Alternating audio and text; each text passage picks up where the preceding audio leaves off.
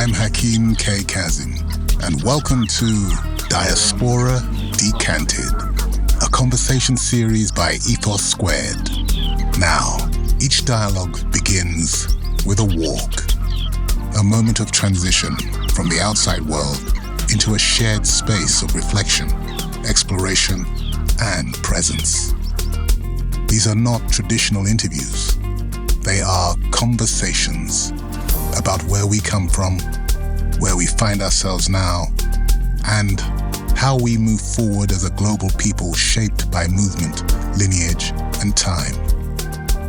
As our guests arrive, we pause to acknowledge those who came before us, the ancestors who continue to move through us. We begin with libation.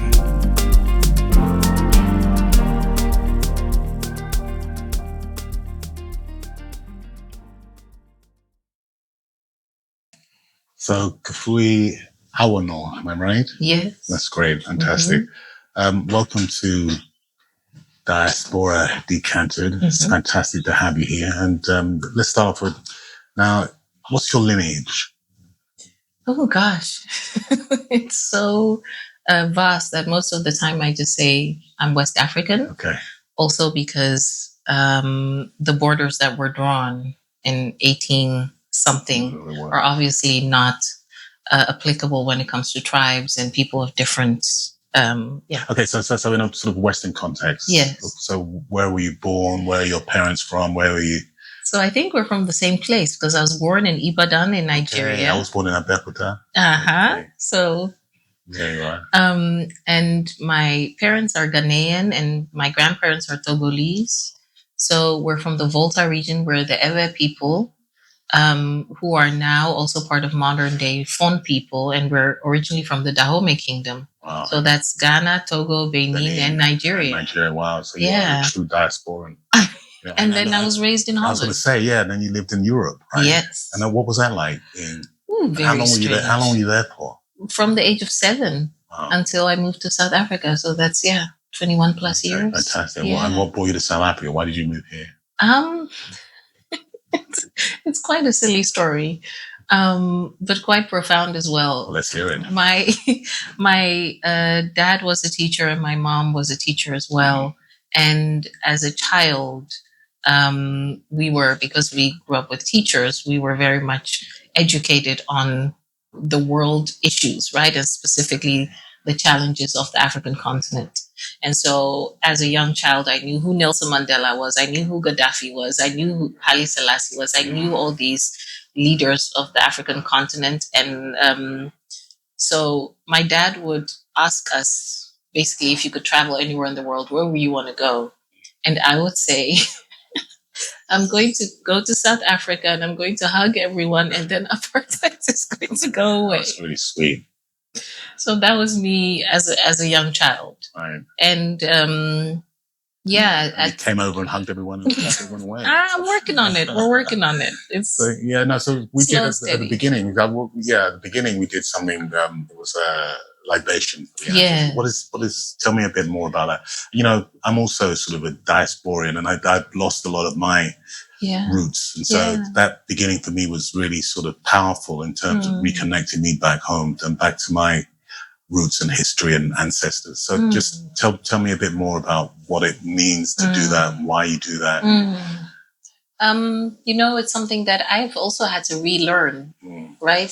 The time that I spent in Holland, although I had an incredible mom who kept me tethered and connected to my roots, to my West African roots, I also had to relearn things like when somebody comes to visit or when you visit somebody, you bring libations, you pour libations, and it's basically to open the space and to bring in the ancestors, right? I walk with a whole lineage. You walk with a whole lineage. It's not just the two of us meeting. It's a legion of people coming together. Well, what was really interesting as well, what you said about being at home and your parents connecting you back to that. I mean, I had the same thing. My parents connected me back to to Nigeria. So when I crossed the threshold, I was always back in Nigeria, but then you go out into the world and you were back in Europe.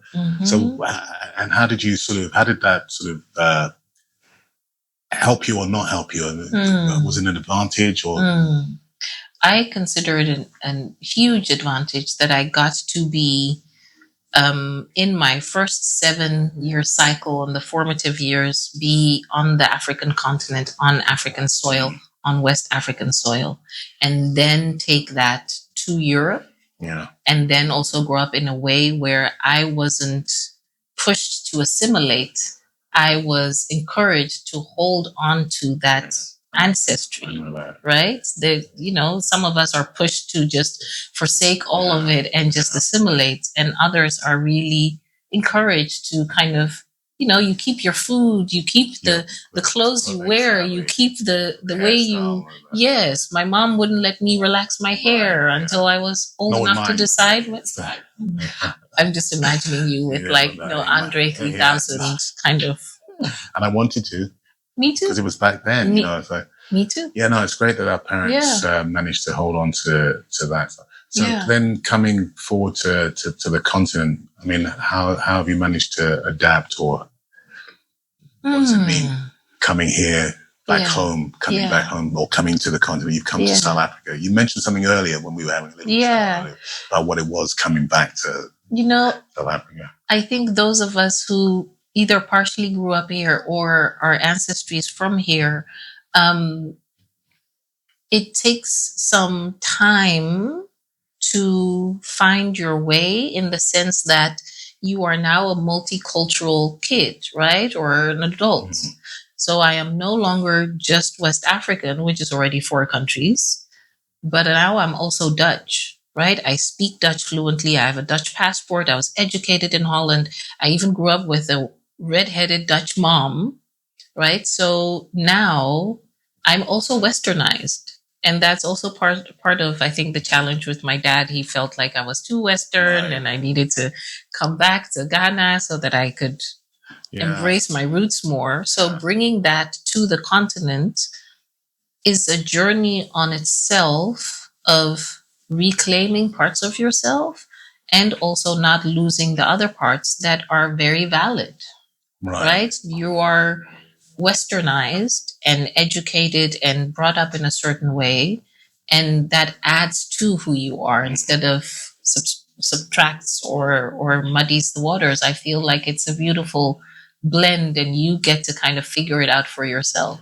Yeah, I mean, I think we both have very, very similar journeys in that sort of sense, in terms of where our parents pushed us in terms of the westernization of us, and then yet being multicultural, multidimensional, being a Nigerian, being a Britishman, being an American, and a South African. So all of those sort of things that come into play. Now, tell me, so when you came back, did you come back because I know you're a spiritual healer, or I'm a somatic healer, am I correct? There are different layers. So I'm a Ifa priestess, and that's part of our West African indigenous spiritual practices. Tell me a bit about, let's go into that a bit deeper. Tell me a bit about what that involves. So I come from a lineage where that was practiced on both sides. And interestingly enough, in my family, and we're 7 in total, I'm the only one who's reclaimed it. But I'm also the only one who moved to Europe and grew up in Amsterdam. How did you reclaim it?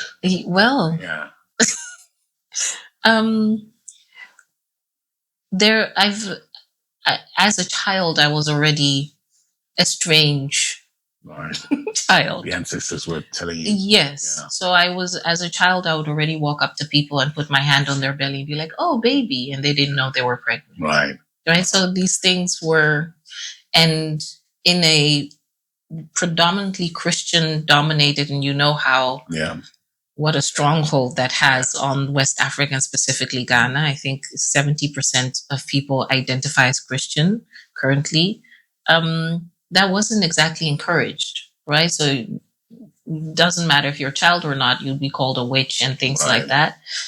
But at the same time, it was practiced within my lineage, right? So the front facing was we're Christian, but on the back end, which is very much part of our culture as well. Exactly. Yeah. Yeah. And I think universal. There's so many cultures in the world where on the front end, we're good, abiding Christians. But when something happens, when somebody gets sick, or a lot of these traditions are still woven into, right? South America, Santeria. There are so many different voodoo in the States. There's so many different places where that's still woven in. So my journey back to reclamation was actually started with my yogic practice. Oh wow! Here you are, so Western, in Amsterdam, Eastern, yeah. But introduced to me in the West at 21 years old. Started practicing Bikram yoga. Right. From Bikram yoga, showed more interest in like kind of the spiritual side of things. So started practicing Kundalini yoga, meditation, those types of things. Later on, went into Vipassana, which is like a silent retreat and meditation, a type of meditation practice. And what I realized through practicing more of the Eastern practices was that my physical body and my vessel became clearer and more still, and my ancestors started coming in more potently. Right? And so the reclamation was via, but it always led me back to your ancestors, to the core. Yeah. Of what is it? Yeah. And so you're an ether priestess and practicing one, correct? Right. And that's you do. And you're also a somatic healer, am I correct? And what is that? What is somatic healing? So and how's that connected to the continent? If it is. So, for example, and there I saw a djembe in the corner there. I was like, interesting. So, for example, we know as Africans that rhythm, movement, sound, dancing, all of that is part of our practice, right? So, as a child, you learn certain songs. Whether it's a funeral, whether it's a wedding, we're dancing, we're moving. Before colonialism, this was very much embedded in part of our practice. So, in a way, when you look at practices like that, you understand that sometimes when you need healing, you don't have to go to somebody for them to put hands on you and do all of these things. Sometimes you need to move the thing through your body. So like dancing, for example. Right? And people don't understand the depth of how healing that can be. But that can be healing. We understand that vibrations, the sound of your voice, the sound of music, the sound of the birds and everything, nature around you, acts and interacts with the vibrations and the energy in your body, right? So if you look at it from that perspective, you can use sound as healing. You can use movement or dance and the vibrations of even stomping your feet on the ground as healing. And so what I help people facilitate is coming back to the roots of that and understanding that your whole system holds the wisdom to actually move trauma through your system and out of your system and to regenerate yourself, not by external factors, but with the internal wisdom that you hold. And so do you practice the two things? Do they coincide? You practice them at once? And for example, when I come for a session, will you be doing the ether thing and the somatic healing at the same time? So for example, when you come, we'll take some time to breathe first. Right. So literally just even syncing our breaths together so that I can get a better understanding of what is happening in the body. Is your breath flowing? Is it stuck somewhere? Where is it stuck? Where is the energy flowing in your body? I'll ask you, for example, okay, take a couple of breaths, close your eyes. Where is your breath? Okay. Right? Right. Okay. Well, we'll try that when I come. Yeah. So where else do you think we in the diaspora, where are we going? I mean, you mentioned that there was a direction that you felt that, and also you mentioned something about healing, that we need to heal ourselves to be real to ourselves or something. You know, My personal opinion and my ideas around this are we cannot move forward. We're not trying to go back. Right? So there's this beautiful word with Ashanti people in Ghana called Sankofa. And it's there are different symbols of it, and most recognized symbol is a bird with its feet pointed forward, but its beak looking back, and a seed in its beak.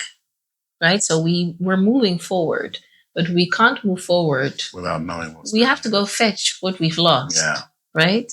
And my opinion is that we can't fetch that under the stronghold of Christianity, because Christianity was not brought to this continent as a gift to us. It was a way of subjugating us, removing us, disconnecting us from our ancestors, turning our practices into something that is deemed evil or demonic.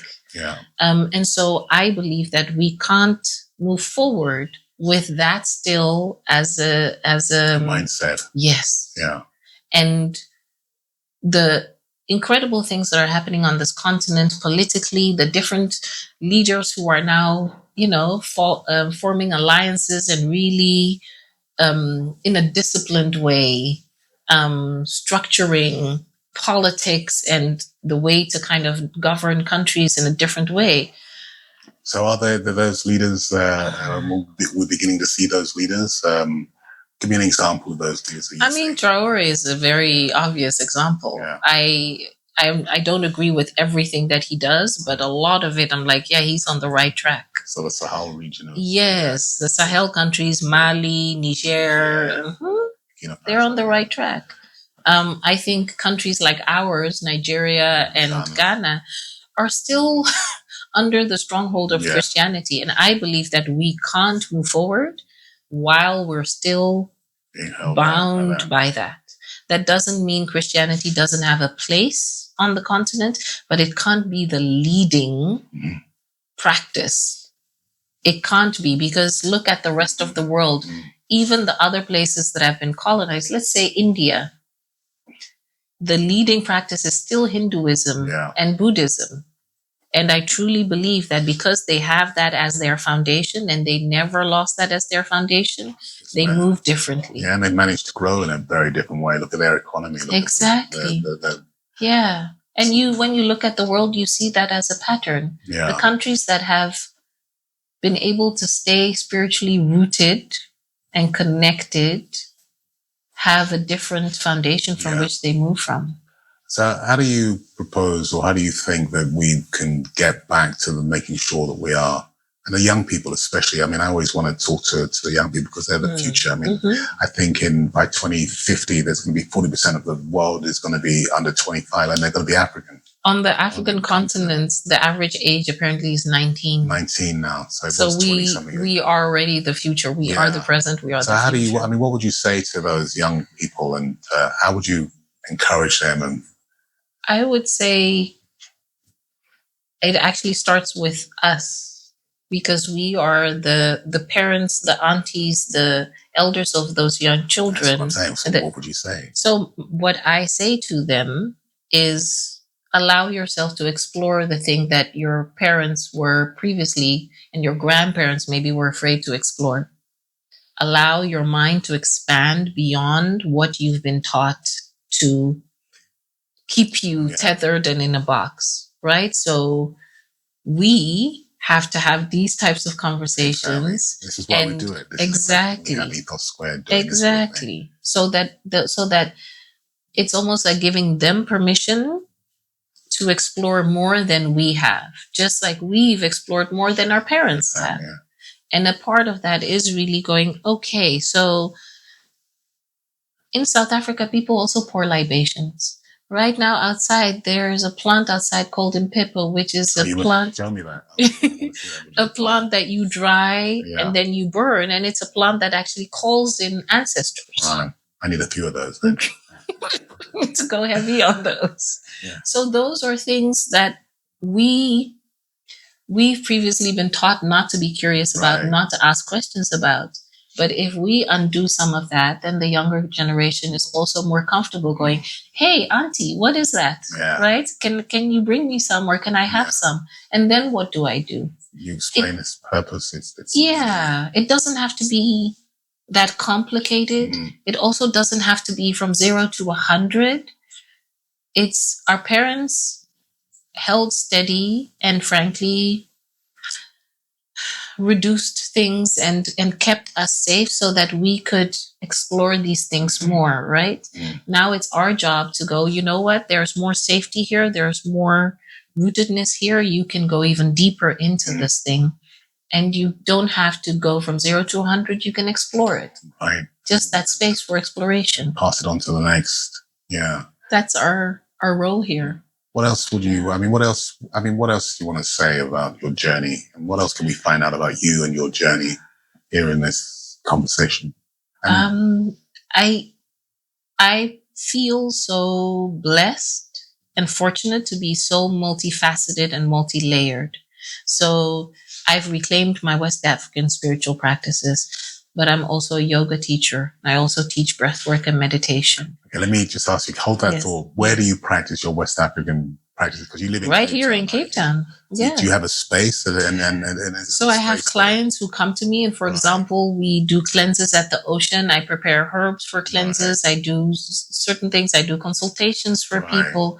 So there are, I would say my version of it is I'm a Ghana girl.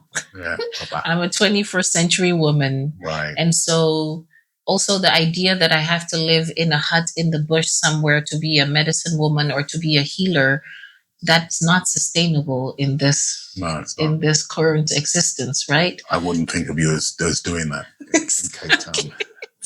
It would be a stretch. Yeah. So it's the embodiment of the fullness of being a child of the diaspora, right? And so I'm vast and I'm expansive. Many-faceted. And multifaceted, exactly. Yeah. And so I get to be a somatic healer and an Ifa priestess and a yoga teacher and a family constellations facilitator. It is that thing of exactly what you said, of that bird with its beak in one thing and its feet going I went to go fetch, and now I'm bringing it into the present and the future. Yeah. Yeah. So you say that when you're in nature, you feel more yourself. What does that mean? I love nature, so I love going into the woods, and I love going on hikes and walks and that sort of thing. So why do you say that you feel yourself, most yourself in nature as opposed to anywhere else? The people that we come from, our parents, our grandparents, etc., those can be complicated relationships, right? They're very layered. It's not all clean and fluffy and telling me. So I know. Yikes. And so when I speak of ancestry, I go beyond the human ancestry and I go into nature. My eldest and most ancient ancestor, and for kind of applicable to all of us, is water. Interesting. Yeah. Right? So every time I commune with water, every time I go for the dips in the morning, I'm communing with an ancestor. Yeah, because we are 70% water. There you go. And so I bring myself to the ocean as an offering. I'm the offering. This is a part of the practice of remembering and reclaiming also the relationship with water that I would say the West has tried to disconnect us from. Right? As Black people, we're like, oh, we don't swim. We don't. Yeah, exactly. We have to. We have to return. Yeah. I go into the forest and I hug the trees and I touch the trees and I lay at the roots of a tree because that's also an ancestor. Yeah. I do the same. Right? I love hugging trees. Yeah.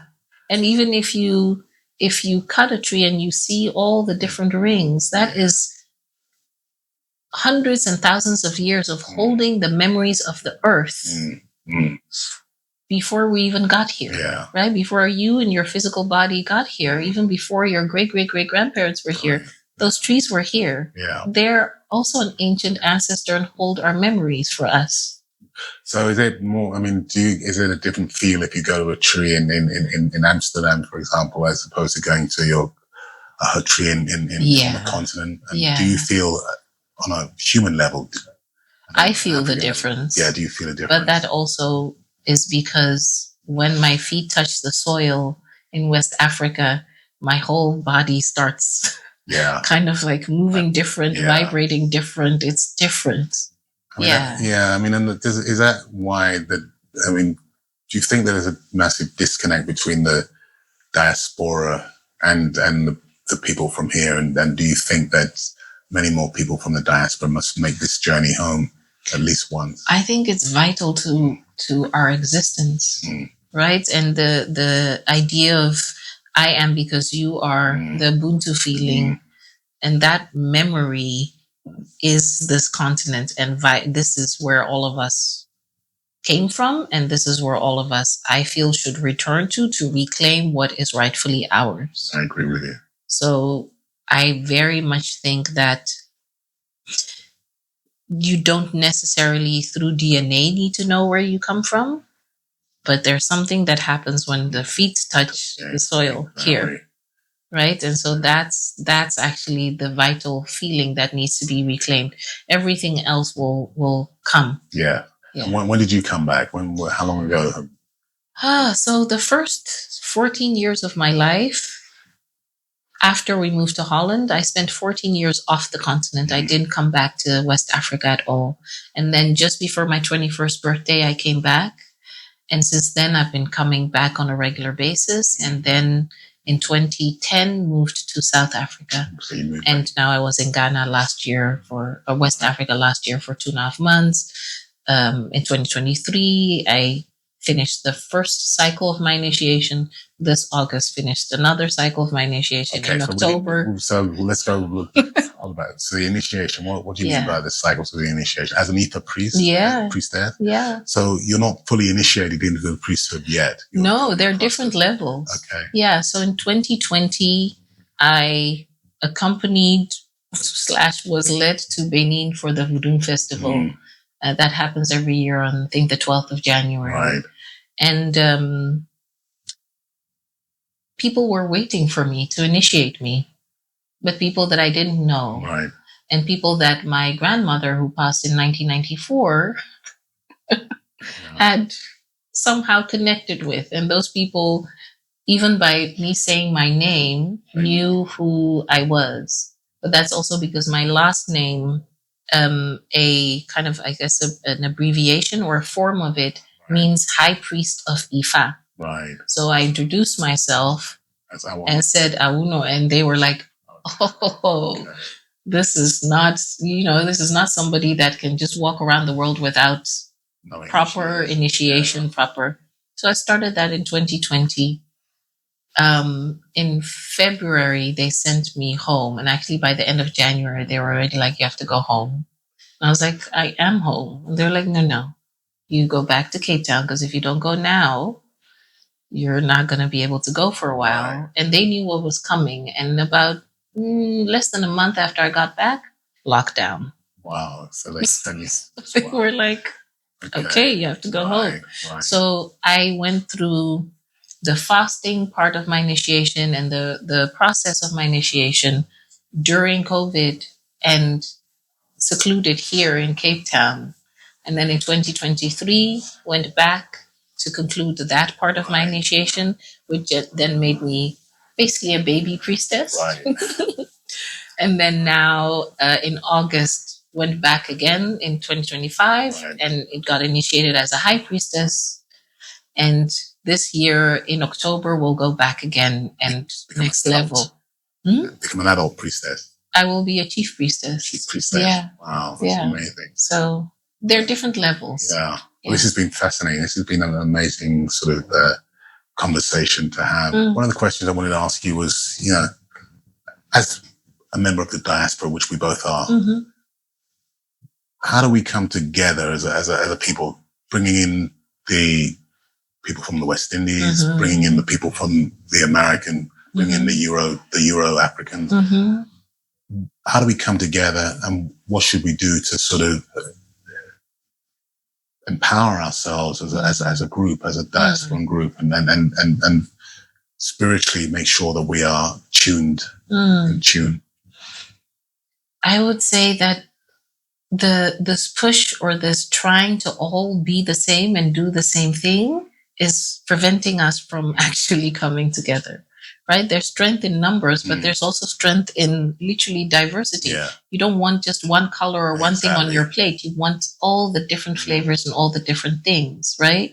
And so I think for Black Americans or African Americans, there is a need to come back to the continent, and there's a need to also understand that we are not the same. And we don't need to be the same in order to be able to come together and bring our strengths together, right? It's like wanting to go back in time to fix something that we're here now. Yeah. We're here now. So let's be with what is here now. What I'm finding really incredible is having conversations with people who practice hoodoo in the States and be like, oh my God, it's a similar thing. Yeah. Or going to Namibia and sitting with the people from the Himba tribe and be like, wait, we do the same things as women to prepare ourselves for our menstrual bleeds or for our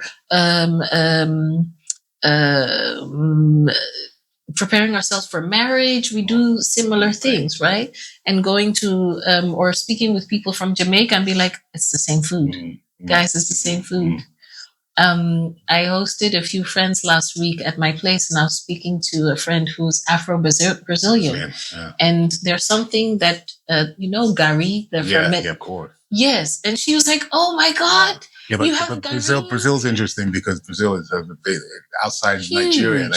They speak Yoruba, and I was exactly. Like, exactly. Yeah. So it's the connecting. What have we been able to preserve, and how can we now interact with that in a way where it celebrates all the diversity instead of, oh, you're not this and you are this, and so therefore blah blah blah blah.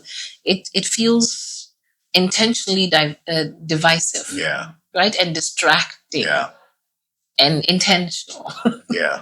And so I very much believe that a part of it is literally putting your feet back on the soil. And like I said earlier, I really believe that diasporic people need to put their feet back on the soil, but I also even believe that Black South Africans need to put their feet on West African soil, because it's the way they will remember that they are just human and not a Black person. In this country, they're a Black person first. If you go to a place where, who cares? Right? You're human. You're a person of color. What do you want to eat? Will be the question. Exactly. Let's pour libations and break bread. Into my home. Yes, right? And that repairs something. And sometimes repair something that you didn't even know you needed. Lost. So a big thank you from Ethos Squared, and look forward to decantering another diaspora in person very, very soon. Bless you. Bless you. Thank you. Thank you so much for having me. This was wonderful.